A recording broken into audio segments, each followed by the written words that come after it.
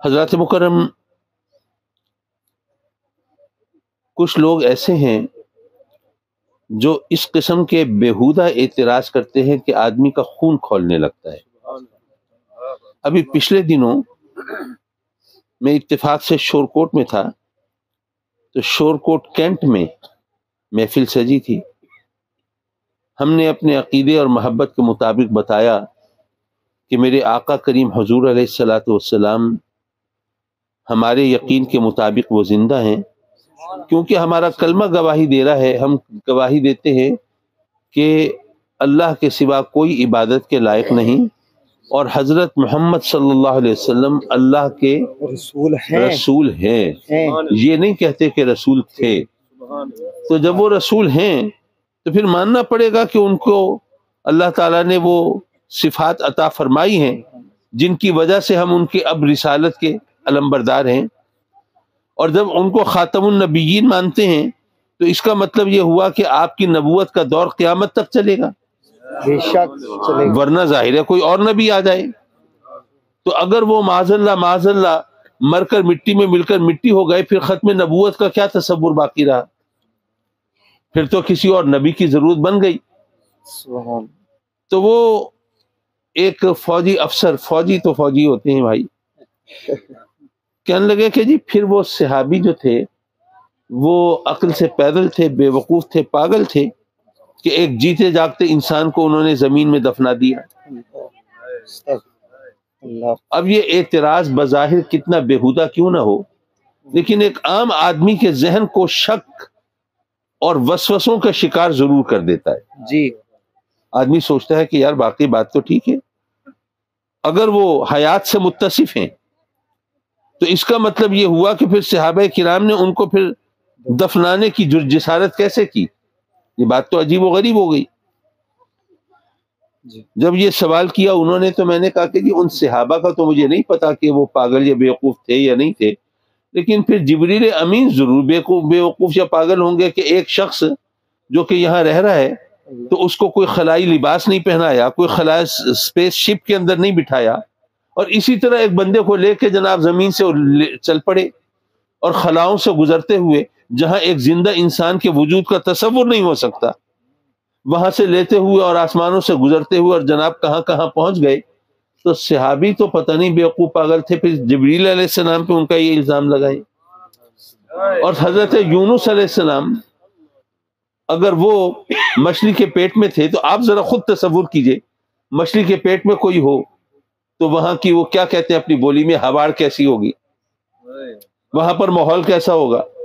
وہاں پہ ایک جیتے جاگتے انسان کا چند سیکنڈ یا چند منٹ کے لیے نہیں بلکہ دنوں کے حساب سے وہاں پر قیام وہ کیسے ممکن ہوگا؟ تو میں نے ان کو بتایا کہ بھائی انبیاء کو اپنی ترازو میں مت تولو اور ان کو اپنے پیمانے سے مت ناپو. اگر سیدنا یوسف علیہ السلام مچھلی کے پیٹ میں ہیں تو وہ نبی ہیں اور یہ ان کے معجزے کی صورت ہے. اگر میرے آقا کریم معراج پر تشریف لے گئے ہیں اور کوئی ان کے پاس خلائی جہاز نہیں ہے، کوئی خلائی لباس نہیں ہے، یہ تمام آلات نہیں ہے، تمام چیزوں کے بغیر آپ ایسے ہی تشریف لے جاتے ہیں، تو وہ ایک عام انسان اگر جائے گا تو ظاہر ہے وہ زندہ نہیں رہے گا، اس کا تو پتہ بھی نہیں چلے گا. لیکن آقا کریم حضور علیہ الصلوۃ والسلام وہ ایک معجزانہ شان کے حامل ہیں، اس لیے ان پر یہ الزام نہیں لگایا جا سکتا. اور بات یہ ہے کہ آقا کریم اگر اس طرح بظاہر جس طرح ہم اور آپ زندہ ہیں اس طرح اگر وہ بظاہر زندہ ہوتے تو پھر تو کوئی بحث مباحثے کی بات ہی نہیں تھی. بھئی شہید کے بارے میں قرآن نے کہا وہ زندہ ہے، وَلَا تَقُولُوا لِمَنْ يُقْتَلُ فِي سَبِيلِ اللَّهِ أَمْوَاتٌ، ان کو مردہ نہ کہو. مولا تیرا فرمان ہے ان کو مردہ نہ کہیں، بات تو سمجھ میں آتی ہے. بھئی دیکھیں نا کہ جنہوں نے تیری راہ میں سر کٹایا ہے، تیرے نام پہ جان دی ہے، ان کو مردہ کہنا تو ان کی توہین ہوگی نا. تو ان کو مردہ نہیں کہنا چاہیے، کہنا تو نہیں چاہیے. لیکن آپ سوچئے یہاں پر اگر کوئی آنکھوں سے معذور ہے تو اب بچے اسے اندھا اندھا کہہ کے چھیڑیں تو برا لگے گا یا نہیں؟ بچوں کو ڈانٹیں گے، سرزنش کریں گے، تنبیہ کریں گے، بیٹے بری بات بدتمیزی ہے، وہ تم سے عمر میں بڑا ہے. اگر اس کی معذوری کا اس طرح مذاق اڑاؤ گے تو پتہ چلے گا کہ تم کسی اچھے ہاتھوں میں نہیں پلے، اچھے گھرانے سے تمہارا تعلق نہیں. اسی طرح اگر کوئی ٹانگوں سے معذور ہو اور بچے اس کی بیساکھی لے جا کے بھاگے اور اس کو لنگڑا لنگڑا کہہ کے چھیڑیں تو لوگ برا مانیں گے، اس کو بھی کہیں گے کہ یہ بدتمیز ہے، بےہودہ ہے، یہ ایسی حرکت کر رہا ہے جو انسانیت کے لیے زیبا نہیں ہے۔ تو بے شک جو آنکھوں سے معذور ہے اسے اندھا اندھا کہنا نہیں چاہیے، لیکن وہ اندھا ہے تو صحیح۔ جو ٹانگوں سے معذور ہے اسے لنگڑا لنگڑا کہنا نہیں چاہیے، لیکن وہ لنگڑا ہے تو صحیح۔ تو مولا جو تیری راہ میں مر گئے، قتل ہو گئے، تو جو خود فرما رہا ہے جو قتل ہو جائے میری راہ میں، جب قتل ہو گئے تو ایسی صورت میں ان کو مردہ کہنا نہیں چاہیے، لیکن پر وہ مولا مردہ ہوں گے تو صحیح۔ اللہ نے فرمایا بل احیاء، وہ تو زندہ ہیں۔ مولا یہ بات پلے نہیں پڑی، زندہ ہیں۔ خود فرماتا ہے قتل ہو گئے پھر بھی زندہ ہیں، سر قلم ہو گئے تب بھی زندہ ہیں، نبضیں تھم گئیں تب بھی زندہ ہیں، سانسوں کی آمد و رفت رک گئی تب بھی زندہ ہیں۔ مولا یہ بات تو پلے نہیں پڑی۔ قرآن نے کیا خوبصورت جواب دیا ہے، وَلَٰكِن لَّا تَشْعُرُونَ۔ اگر ان کی سانس چل رہی ہوتی تو ہمیں بتانے کی کیا ضرورت تھی وہ زندہ ہے، تم خود دیکھ لیتے وہ زندہ ہیں۔ اگر ان کا دل دھڑک رہا ہوتا، اگر نبض چل رہی ہوتی، اگر ان کے اندر زندگی کی علامتیں موجود ہوتی تو ہمیں کہنے کی کیا ضرورت تھی وہ زندہ ہیں، یہ تو تم بھی دیکھ سکتے تھے، لیکن وہ زندہ اس طرح ہے کہ تمہیں ان کی حیات کا شعور نہیں ہے۔ اللہ اکبر۔ تو حضرات مکرم، جب شہید جس کو قرآن نے کہا کہ وہ زندہ ہیں ہمیں ان کی حیات کا شعور نہیں، تو انبیاء کرام علیہم الصلاۃ والسلام اگر ان کے بارے میں آپ یہ خیال کریں کہ نہیں جی پھر صحابہ نے ان کو دفنا کیسے دیا، یارو ان کو اس انداز سے وہ ان کی حیات کا شعور نہیں مل رہا تھا، اور ظاہر ہے کہ اگر وہ یہ ان تجہیز و تکفین اور تدفین کے مراحل سے نہ گزرتے تو پھر ان کے لیے تو اس کا مطلب یہ ہے کہ یہاں دنیا میں ہی رکھا جاتا، پھر اللہ کا قانون کہاں ہوتا کہ کل نفس ذائقۃ الموت، ہر جان کو موت کا ذائقہ تو چکھنا ہے، وہ قانون تو لاگو ہونا ہی ہونا تھا۔ تو حضرات مکرم آقا کریم حضور علیہ الصلوۃ والسلام کو رب کائنات نے مجسم رحمت بنا کر بھیجا۔ اب یہاں پر نصیحت کے طور پر ایک دو باتیں کہہ کے آپ کی جان چھوڑ رہا ہوں۔ حضرات مکرم یہ بتائیے کہ قرآن مجید میں رب کائنات نے فرمایا کہ اللہ کے لیے مثالیں مت لاؤ، وہ اس لیے کہ اللہ تو ہر مثال سے بالا تر ہے نا، بھئی تم جو بھی مثال دو گی وہ تمہاری عقل کے مطابق ہوگی، تمہارے تجربے اور مشاہدے کے مطابق ہوگی، لیکن اللہ تو تمہاری عقل تمہارے تجربے مشاہدے سے بالا تر ہے، اس لیے اس کے لیے مثالیں مت لاؤ۔ قرآن نے منع تو کیا، لیکن جب ہمیں سمجھانے کی مجبوری کے لیے مثال دینے کی ضرورت پڑی تو فرمایا کہ وہ جو تمہارا رب ہے نا وہ ماں سے 70 گنا زیادہ محبت فرماتا ہے۔ ماں کی مثال دی، اب اس سے ماں کی عظمت تو ثابت ہوئی، لیکن جو پہلو میں اجاگر کرنا چاہتا ہوں وہ اور ہے۔ یہ بتائیے آپ کی ماں آپ کا برا چاہے گی؟ نہیں۔ ہماری ماں ہمارا برا نہیں چاہے گی، لیکن جو ماں سے 70 گنا زیادہ محبت فرماتا ہے وہ برا چاہے گا؟ نہیں۔ اچھا ہماری ماں تو ہم جیسی ایک انسان ہے نا، اس سے خطا بھی ہو سکتی ہے، غلطی بھی ہو سکتی ہے، لیکن وہ جو 70 گنا زیادہ محبت فرماتا ہے ماں کے مقابلے میں، اس سے خطا کا امکان ہے؟ نہیں۔ تو وہ برا چاہ بھی نہیں سکتا، اس سے خطا کا امکان بھی نہیں، تو وہاں پر اپنی منمانی کیوں کرتے ہو؟ مولا مجھے یہ دے دے اور وہ دے دے، جو وہ چاہے گا تمہارے لیے اس سے بہتر تمہارے لیے کیا ہو سکتا ہے؟ اور اگر کوئی یہ سوچے کہ نہیں جناب بات یہ ہے کہ ظاہر ہے اب ہم دکھوں میں ہوتے ہیں، پریشانیوں میں ہوتے ہیں، بیمار ہوتے ہیں، اور ہم یہ کہیں کہ نہیں یہ اچھا ہے ہمارے لیے، یہ کیا بات بنی؟ اس کو ایک اور مثال سے سمجھ لیجیے۔ اگر کوئی بھئی بیمار تو ہر ایک پڑ جاتا ہے نا، بیمار کے پاس وہ ڈاکٹر کے پاس چند بیمار پہنچے، مریض پہنچے، ایک مریض کو اس نے میٹھی دوائی لکھ دی، ایک کو کڑوی، ایک کو قیمتی دوائی لکھ دی، ایک کو سستی، ایک کو جناب گولیاں دے دیں، دوسرے کو انجیکشن ٹھوک دیا۔ اب اگر کوئی مریض شکایت کرے کہ جی کمال ہے، اس کو تو جناب انجیکشن لگا دیا، مجھے گولیوں پہ ٹرکا دیا، اس کو تو میٹھی مزے کی دوائی دے دی اور مجھے کڑوی دوائی دے دی، اس کو تو قیمتی دوائی دے دی مجھے سستی دوائی دے دی۔ اگر کوئی یہ اعتراض کرے گا تو ڈاکٹر کہے گا بے وقوف، یہ کام میرا ہے، میں دیکھوں گا کس کو کیا مرض ہے، اس کو کیسی دوائی دینی چاہیے۔ یہ مریض کا کام نہیں ہے کہ وہ کہے کہ جناب مجھے ایسی دوائی دو اور ویسی دوائی دو، وہ تو جو طبیب ہے وہ بتائے گا نا کہ اس کو کیسی دوائی چاہیے.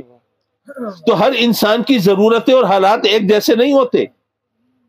تو رب کائنات کسی کو دولت دے دیتا ہے, کسی کو غربت میں ڈال دیتا ہے.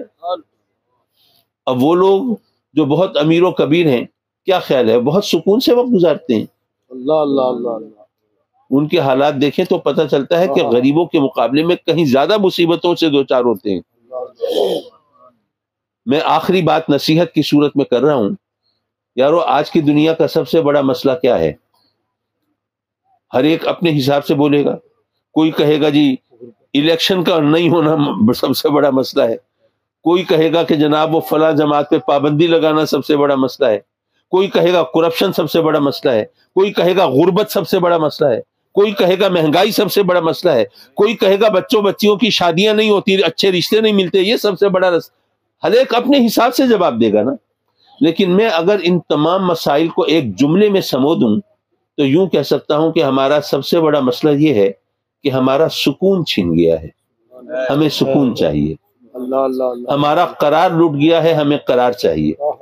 کسی کا سکون چھنا ہے دولت نہ ہونے سے, غربت کی وجہ سے, اور کسی کا سکون چھنا ہے دولت کی فراوانی کی وجہ سے. کسی کا سکون چھنا ہے بے اولاد ہونے کی وجہ سے, اور کسی کا سکون چھنا ہے اولاد کے نافرمان ہونے کی وجہ سے. بھئی وجوہ مختلف ہو سکتے ہیں, نتیجہ تو ایک ہی ہے نا کہ ہمارا سکون چھن گیا ہے, ہمیں سکون چاہیے. ہمارا قرار لٹ گیا ہے, ہمیں قرار چاہیے. یہ چھنا ہوا سکون, یہ لٹا ہوا قرار, یہ کہاں سے ملے گا؟ ایک گھسا پٹا پرانا سا لطیفہ ہے, شاید اس سے ہمیں رہنمائی ملے. کچھ نوجوان جا رہے ہیں سڑک پہ, دیکھا ایک بزرگ آدمی ہے سڑک پہ زمین پہ کوئی ڈھونڈ رہا ہے. بابا جی کیا ڈھونڈ رہے ہو؟ بیٹے سوئی گر گئی تھی وہ ڈھونڈ رہا ہوں. نوجوانوں نے سوچا بوڑھا آدمی ہے, ضعیف آدمی ہے, باپ دادا کی عمر کا ہے, مدد کرنی چاہیے. اس کے ساتھ مل کے ڈھونڈنے لگے. ادھر ادھر نظریں دوڑائیں, دیکھا بھالا کہیں سوئی نظر نہیں آئی. بابا جی سوئی تو کہیں نہیں نظر آتی, کہاں گری تھی؟ بابا جی بڑی معصومیت سے فرماتے ہیں وہ گھر کے اندر گری تھی. بڑا غصہ آیا, طیش آیا, یہ بابا خود بیوقوف ہے یا ہمیں پاگل بنا رہا ہے؟ بابا جی یہ کیا مذاق ہے, سوئی گری تھی گھر کے اندر, ڈھونڈتے باہر ہو. اس نے کہا بیٹے بات یہ ہے کہ گھر میں لوڈ شیڈنگ تھی, اندھیرا تھا, سوئی ننھی سی چیز ہے, مجھ بوڑھے کو تو ملنی نہیں تھی, تو میں نے سوچا کہ یہاں گھر میں اندھیرا ہے, باہر سڑک پہ اجالا ہے, چلو وہاں چل کے ڈھونڈو, شاید وہاں مل جائے. وہ بوڑھا بیوقوف تھا, پاگل تھا, عقل سے پیدل تھا, سودائی تھا, چیز گھر کے اندر تھی, ڈھونڈتا باہر تھا.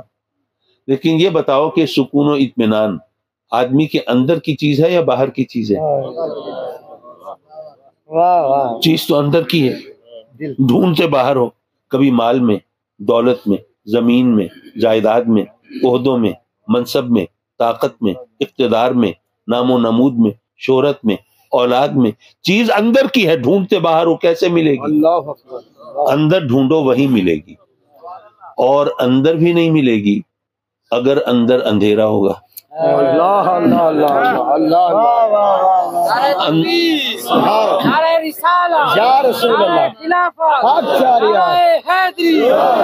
شان حضور غزالی زمان مرشد کریم حضور شہزادہ شہنشاہ حضور صاحبزادہ سید حامد سید کاظمی.